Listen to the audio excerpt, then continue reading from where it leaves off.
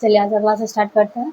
और आज के क्लास में हम पढ़ने वाले हैं management of first stage labour. इससे पहले की क्लास में हम देखे थे कि लेबर क्या होता है, और यह जो लेबर था ये हर स्थिति में अलग अलग इसमें चेंज देखने मिला था। ठीक? पहले में क्या हो रहा था, सर्विक्स का डायलेटेशन हो रहा था, फिर फीटस बाहर आ रहा था, उसके बाद प्लासेंटा बाहर आ रहा था, और उसके बाद हम क्या रखे थे, ऑब्जर्वेशन का। तो इस प्रकार लेबर को 4 पार्ट में डिवाइडेड कर दिया गया था, 4 स्टेज में डिवाइडेड कर दिया गया था, जिसमें कि पहला स्टेज क्या था, सर्विक्स डायलेटेशन का।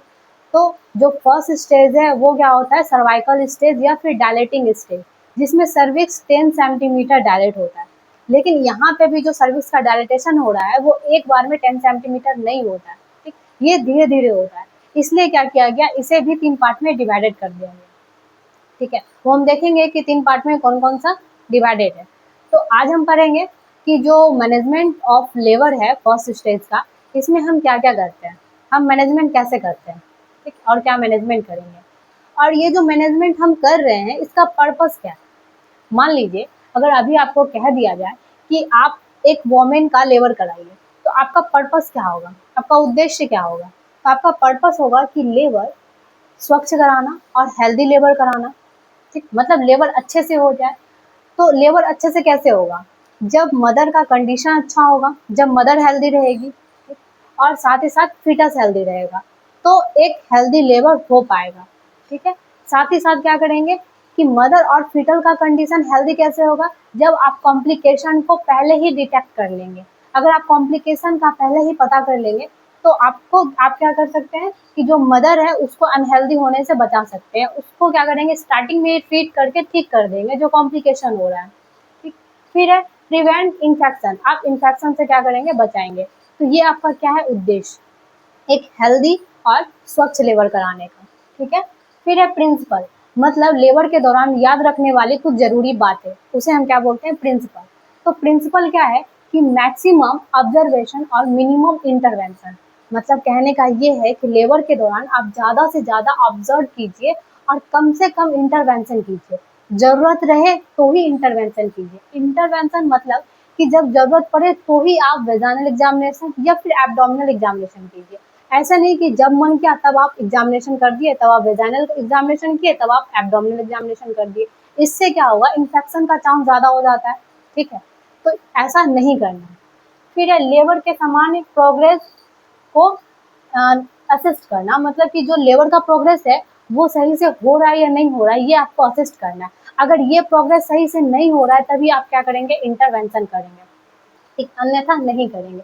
कॉम्प्लिकेशन दिखे तो सीनियर को बताना, अगर कॉम्प्लिकेशन दिख रहा है और आपसे हैंडल नहीं हो पा रहा है तो आप क्या करेंगे, अपने सीनियर को बताएंगे। ठीक, और स्ट्रिक्ट एंटीसेप्टिक का यूज करना, मतलब एंटीसेप्टिक का यूज करना, इन्फेक्शन ना हो इसलिए। फिर साइकोलॉजिकल सपोर्ट देना, ये इसका क्या है, प्रिंसिपल। ठीक, फिर है कि ये जो हम मैनेजमेंट कर रहे हैं इसे 2 पार्ट में डिवाइडेड कर दिया गया है। तो 2 पार्ट में जो डिवाइडेड किया गया, पहला है केयरफुली, दूसरा है एक्चुअल। ठीक है, मैनेजमेंट को कितने पार्ट में डिवाइडेड किया गया है, 2 पार्ट में, केयरफुली और एक्चुअल। केयरफुली मैनेजमेंट का मतलब है पता करना, ठीक, और एक्चुअल का मतलब होता है देना। तो केयरफुली मैनेजमेंट में आप क्या करेंगे, पता करेंगे, कॉम्प्लिकेशन का पता करेंगे। तो कैसे पता करेंगे, उसके लिए आप क्या करेंगे, मदर, फीटल और लेबर प्रोग्रेस को देखेंगे, उसको असिस्ट करेंगे। तो जो मदर का कंडीशन है उसको देखने के लिए आप क्या करेंगे, वाइटल लेंगे। आप पता कर रहे हैं ना, क्योंकि ये क्या है, केयरफुली मैनेजमेंट है। तो केयरफुली में आप क्या करना है, आपको पता करना है। तो कोई भी कॉम्प्लिकेशन है उसको पता करने के लिए आप क्या करेंगे, वाइटल लेंगे। वाइटल में आप क्या लेंगे, बीपी लेंगे, टेम्परेचर लेंगे, SpO2 लेंगे, ये सारा लेंगे। तो इसमें बीपी में अगर बढ़ा है या कम है ये आपको पता चलेगा। बढ़ा है तो इक्लैम्सिया, प्री इक्लैम्सिया, ये सब तो नहीं है।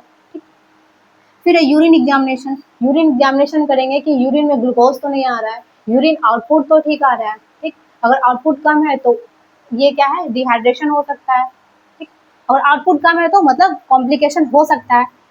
दूसरा है कि ब्लैडर एग्जामिनेशन, ब्लैडर एग्जामिनेशन करेंगे। फिर है डिहाइड्रेशन, डिहाइड्रेशन तो नहीं है, ठीक है, वो फिजिकल एग्जामिनेशन से आप पता करेंगे कि महिला डिहाइड्रेटेड तो नहीं है। फिर है ओडिमा, ओडिमा वगैरह तो नहीं है।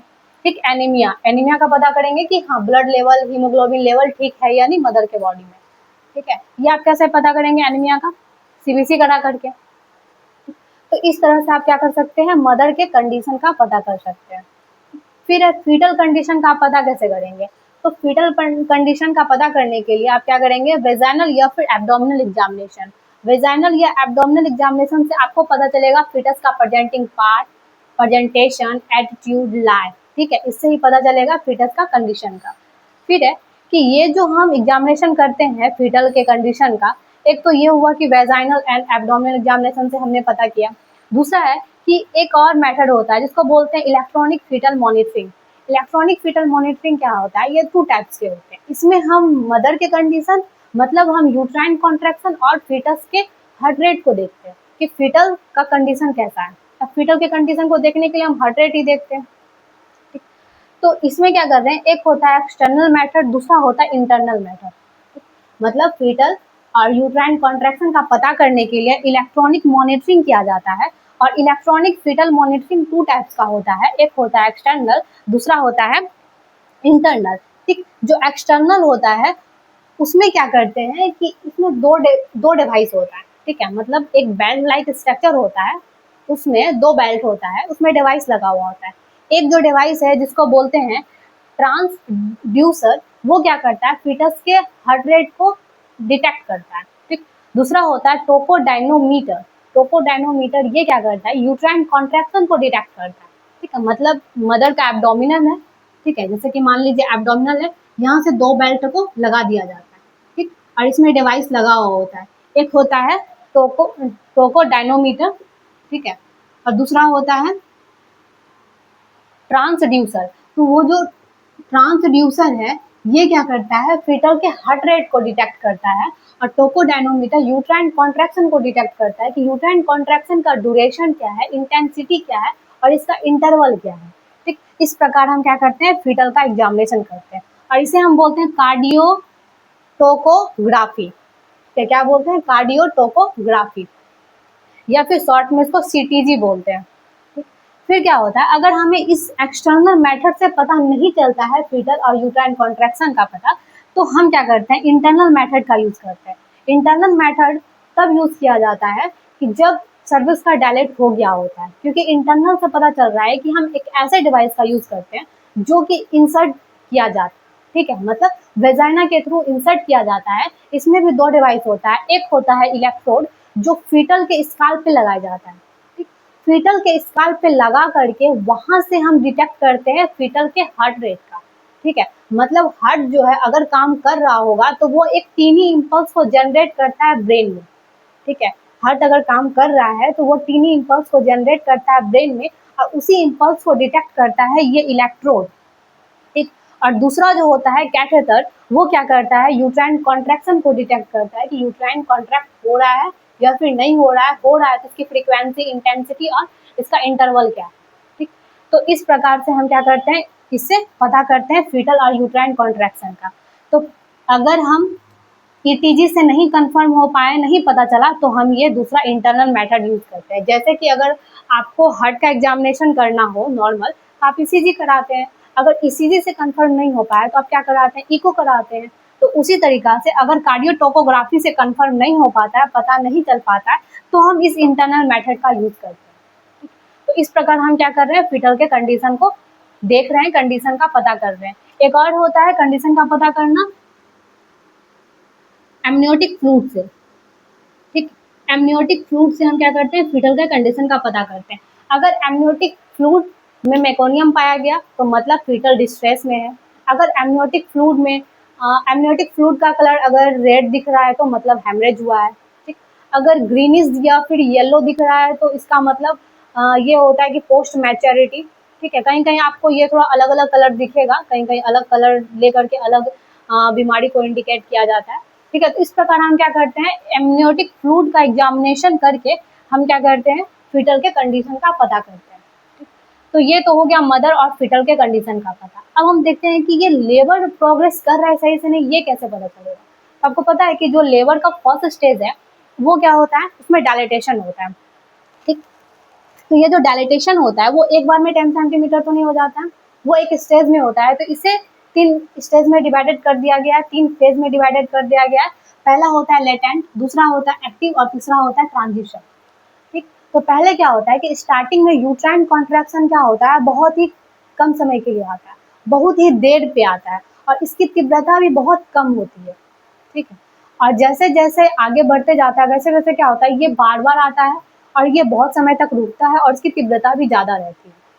जैसे कि मान लीजिए कि आप फ्रेंड बनाएं, ठीक है, आप कॉलेज में नए नए फ्रेंड बनाएं, तो स्टार्टिंग में क्या होता है कि आप उसके पास बहुत समय पे जाते हैं, ठीक है, आज गए तो उसके बाद क्या होता है 2-3 दिन के बाद जाते हैं, है ना।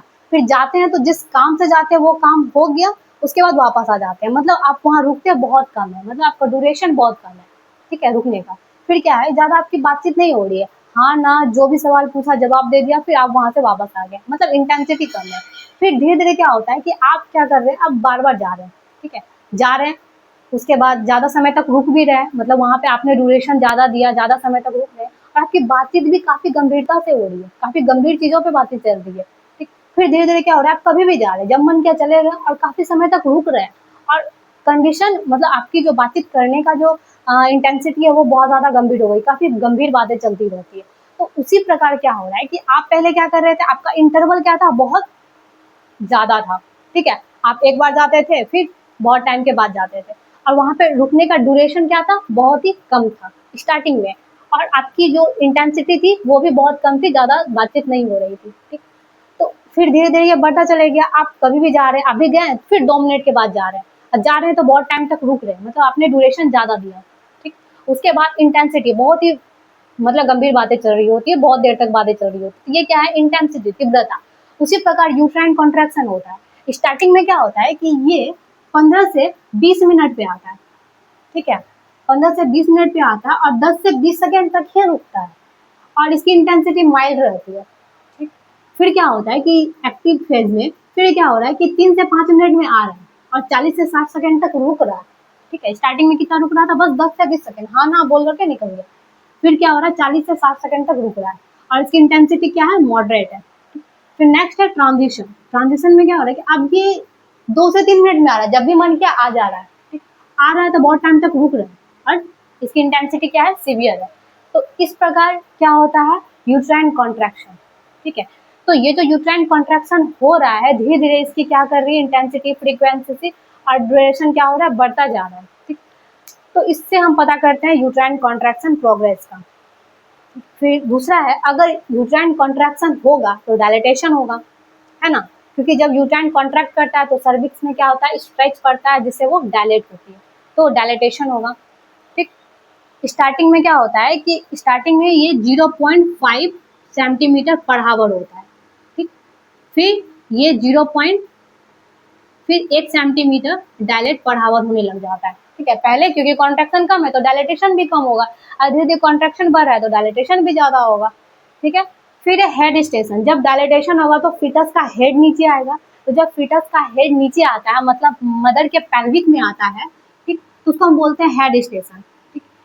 तो ये जो मदर का पेल्विक का स्कियल स्पाइन है, यहाँ से हम 0 रखते हैं, ठीक है, और यहाँ से क्या रखते हैं, -1, -2, -3, -4, -5 और यहाँ से क्या रखते हैं,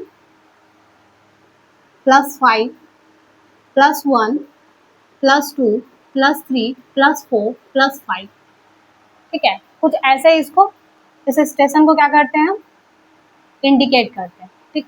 तो अगर ये स्कियल स्पाइन पे है तो 0 से, अगर ये नीचे की ओर जैसे जैसे आ रहा है तो ये बढ़ता चले जाता है, ठीक है। तो इससे क्या हो रहा है कि हम इसे क्या बोलते हैं, हेड स्टेशन, ठीक। फिर है नेक्स्ट पार्टोग्राफ। आप ये जो भी मदर, फीटल और लेबर प्रोग्रेस को देखा वो आप क्या करेंगे, एक चार्ट पे लिखेंगे, ठीक है, उस चार्ट पे दर्शाएंगे, तो उसे हम क्या बोलते हैं, पार्टोग्राफ। पार्टोग्राफ क्या है, एक ग्राफिकल रिकॉर्ड है जिसमें हम मदर और फीटल कंडीशन साथ ही साथ लेबर प्रोग्रेस को क्या करते हैं, लिखते हैं, वो क्या कहलाता है, पार्टोग्राफ, ठीक।